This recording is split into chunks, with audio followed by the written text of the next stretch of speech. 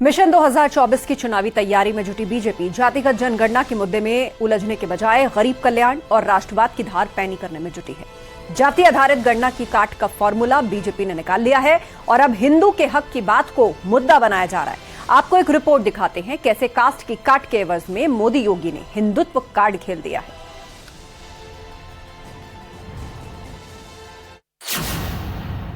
2024 में एक बार फिर से प्रधानमंत्री मोदी जी की लीडरशिप में एनडीए की पूर्ण बहुमत की सरकार बने।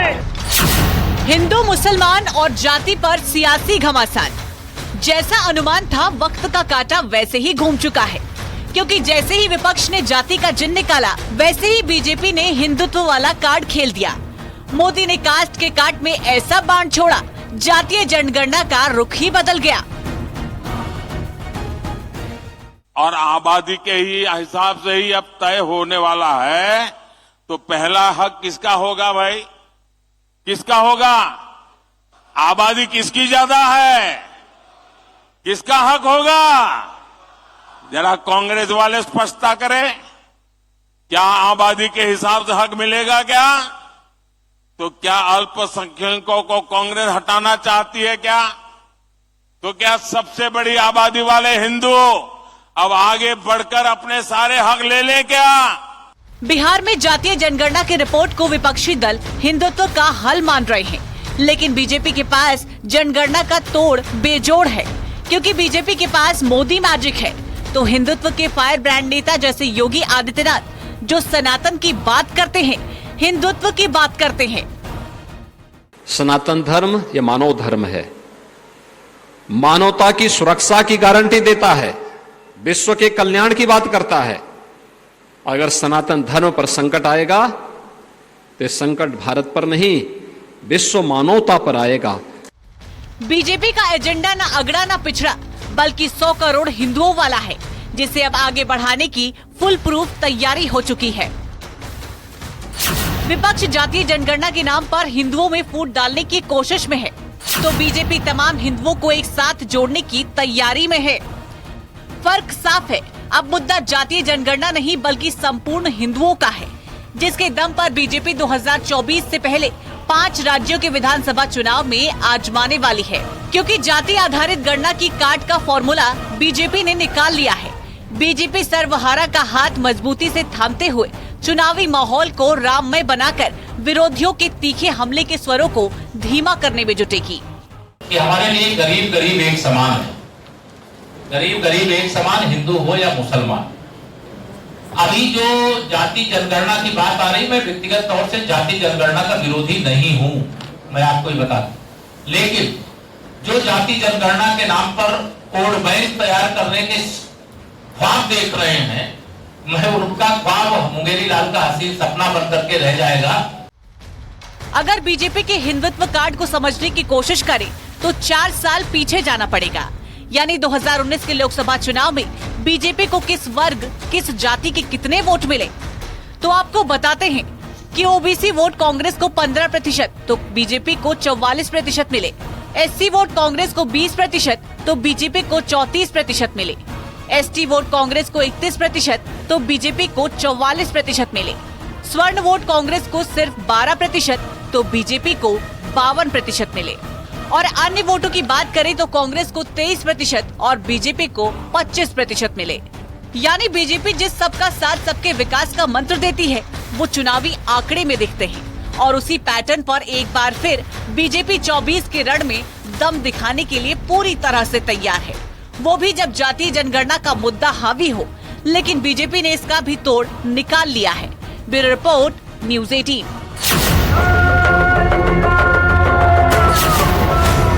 2024 में एक बार फिर से प्रधानमंत्री मोदी जी की लीडरशिप में एनडीए की पूर्ण बहुमत की सरकार बने।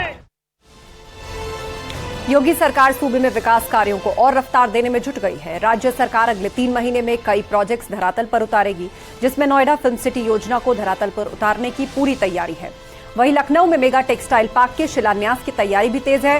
ग्रेटर नोएडा लॉजिस्टिक पार्क निर्माण के शिलान्यास भी की भी तैयारी है। और इसके अलावा यूपी में 10,000 करोड़ के निवेश से लिथियम बैटरी बनेगी और अभी तक देश में इलेक्ट्रिक गाड़ियों में लिथियम बैटरी का चीन से इंपोर्ट होता है। यूपी में लिथियम बैटरी क्लस्टर विकसित करने की तैयारी है। लखनऊ या प्रयागराज के अंदर इस प्लांट को लगाने की तैयारी है। यूपी सरकार ने औद्योगिक समूह ने इसका एमओयू भी किया है। यूपी की औद्योगिक तस्वीर बदलने में ये गेम चेंजर साबित होगा। विकास की रफ्तार को तेज करने में लगातार योगी सरकार जुटी हुई है। अब उत्तर प्रदेश में कई नए प्रोजेक्ट जल्द ही धरातल पर उतरेंगे। इसके लिए 3 महीने की समय सीमा भी निर्धारित कर दी गई है। इनमें अगर हम बात करें नोएडा फिल्म सिटी की या नोएडा के लॉजिस्टिक पार्क की, तो इनका भी शिलान्यास का कार्यक्रम अगले 3 माह के भीतर होगा। लखनऊ में मेगा टेक्सटाइल पार्क, उसका भी शिलान्यास का कार्यक्रम अगले 3 माह के भीतर कर दिया जाएगा।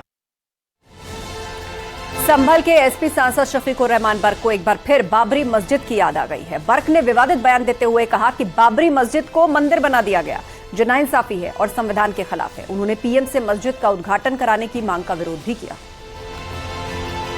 उनको करना चाहिए नहीं, ये तो अव्वल तो ये है कि ये बाबरी मस्जिद को मंदिर बना दिया गया है, ये बिल्कुल यानी हकीकत के खिलाफ है।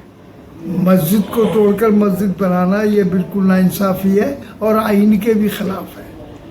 और दूसरे, जब मस्जिद के लिए अलग से कोई जगह दी भी है इन्होंने, तो उसको मुसलमानों को इजाज़त दी जाए कि मुसलमान अपनी उस मस्जिद का निर्माण करें और गवर्नमेंट उसमें कोई मदाखलत न करे। तो उसका उद्घाटन आप किससे कराना चाहेंगे? अगर से करें तो उद्घाटन किसको करना चाहिए? मस्जिद का किसी अच्छे नेक मुसलमान से कराया जाए। का कहना है। तो शफीकुर रहमान बर्क ने एक बार फिर से विवादित बयान दिया है और बाबरी मस्जिद का जिक्र करते हुए कहा कि मस्जिद को मंदिर बना दिया गया, जो कि नाइंसाफी है और संविधान के खिलाफ है। उन्होंने ये भी कहा कि प्रधानमंत्री से इसका उद्घाटन कराने की जो बात है वो भी गलत है, पीएम को ऐसा नहीं करना चाहिए। बाबरी मस्जिद को मंदिर बना दिया, राम मंदिर पर बोले एसपी सांसद शफीकुर रहमान बर्क। इसको असंवैधानिक बताया और कहा कि ये नाइंसाफी है कि मस्जिद को मंदिर बना दिया गया। आपको बता दें, सुप्रीम कोर्ट के फैसले के बाद जो तय भूमि है उस पर इस वक्त राम मंदिर बन रहा है और एक हिस्सा जो कि मुस्लिम पक्ष को कोर्ट द्वारा मिला है, वहां पर मस्जिद बनाने की बात है। एसपी सांसद को एक बार फिर बाबरी मस्जिद की याद आई है। शफीकुर रहमान बर्क, जो समय समय पर विवादित बयान देने के लिए जाने जाते हैं, वो इसको नाइंसाफी और संविधान के खिलाफ बता रहे हैं।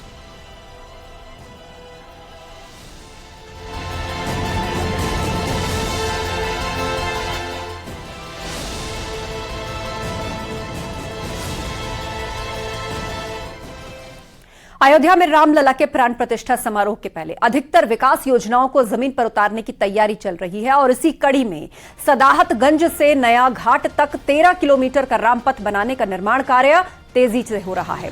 अब रामपथ पर गिट्टी और तारकोल का काम शुरू हो चुका है। दीपोत्सव के पहले रामपथ के 2 फेज का काम पूरा करने का लक्ष्य रखा गया और इसके साथ ही भगवान रामलला के प्राण प्रतिष्ठा समारोह के पहले रामपथ के 3रे फेज का काम भी पूर्ण कर लिया गया।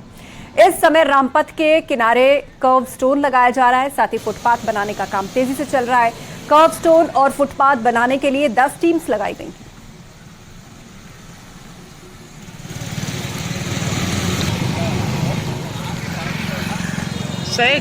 सदाहतगंज से लेकर नए घाट तक रामपथ मार्ग का कार्य चल रहा है, ठीक है। और इसके साइड में हमारा कर्व स्टोन लग रहा है। इसके साइड में जो हमारा बचा हुआ जमीन है उस पे फुटपाथ का किया जा रहा है काम, और ये काम हमारा तेजी से चल रहा है। इसको हम आदेश ऊपर से आया है कि इसको दिवाली तक के हम कुछ ना कुछ काम इसको फाइनल करके दे दें। कितनी टीम काम कर रही है?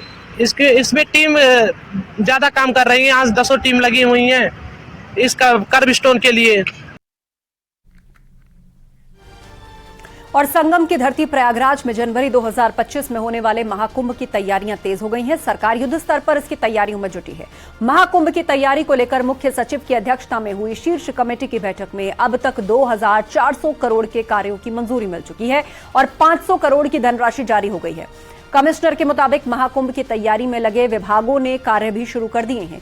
पीडब्ल्यूडी और जल निगम ने अपना काम शुरू कर दिया है, जबकि प्रयागराज विकास प्राधिकरण और पर्यटन जैसे विभागों ने भी अपने टेंडर फाइनल स्टेज में किए हुए हैं। कमिश्नर के मुताबिक महाकुंभ से जुड़े सभी कार्य सितंबर-अक्टूबर 2024 तक पूरे करने की कोशिश है। तकरीबन 2400 करोड़ रुपए के कामों की हमें सैंक्शन मिल चुकी है, जिसके सापेक्ष करीब 1900 करोड़ रुपए के शासनादेश जारी हो चुके हैं और इसके सापेक्ष करीब 500 करोड़ से अधिक धनराशि रिलीज भी हो चुकी है। और इसमें काफ़ी विभाग जैसे कि पीडब्ल्यूडी है, जल निगम है, इन लोगों ने अपने काम शुरू भी कर दिए हैं और दूसरे विभाग जैसे पीडीए है और पर्यटन है, इन लोगों ने अपने टेंडर लगा दिए हैं और इनके टेंडर स्वीकृति के स्टेज पे हैं। आगरा में केमिकल गोदाम में अग्निकांड के बाद आगरा पुलिस ने बड़ी कार्रवाई की है। एसीपी हरि पर्वत ने फोर्स के साथ गोदाम में छापेमारी की। 2 गोदामों में अवैध केमिकल स्टोर किया गया था, जिसकी कीमत लाखों में बताई जा रही है। संजय प्लेस में अशोका ट्रेडर्स और श्रॉफ ट्रेडर्स के यहां पुलिस ने अग्निशमन विभाग की टीम संयुक्त रूप से छापेमारी की कार्रवाई के लिए की और छापेमारी के दौरान मैनेजर और कर्मचारी हिरासत में लिए गए। तो पुलिस और अग्निशमन विभाग ने यह कार्रवाई की है। बरामद केमिकल की कीमत लाखों में बताई जा रही है। मैनेजर और कर्मचारी हिरासत में लिए गए हैं। आगरा में यह पूरी कार्रवाई हुई है। अवैध केमिकल गोदामों पर छापा पड़ा है प्रशासन का और पुलिस का।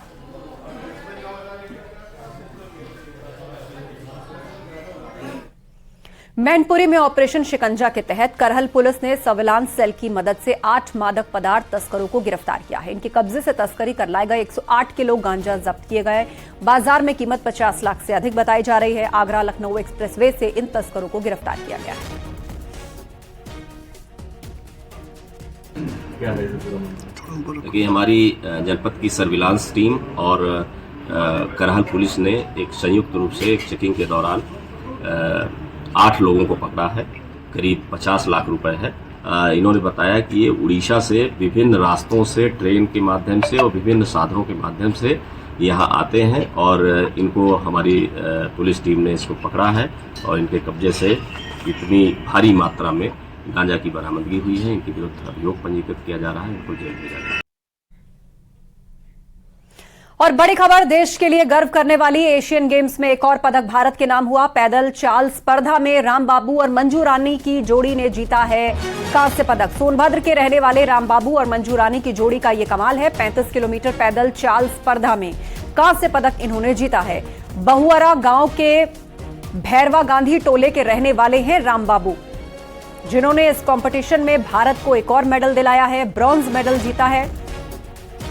एशियन गेम्स में एक और पदक भारत के नाम हुआ। 35 किलोमीटर पैदल चाल में यह कांस्य पदक भारत के लिए इन्होंने जीता है। सोनभद्र के रामबाबू ने यह कांस्य पदक जीता। रामबाबू और मंजू रानी ने मिलकर देश को यह मेडल दिलाया है 35 किलोमीटर पैदल चाल प्रतिस्पर्धा में।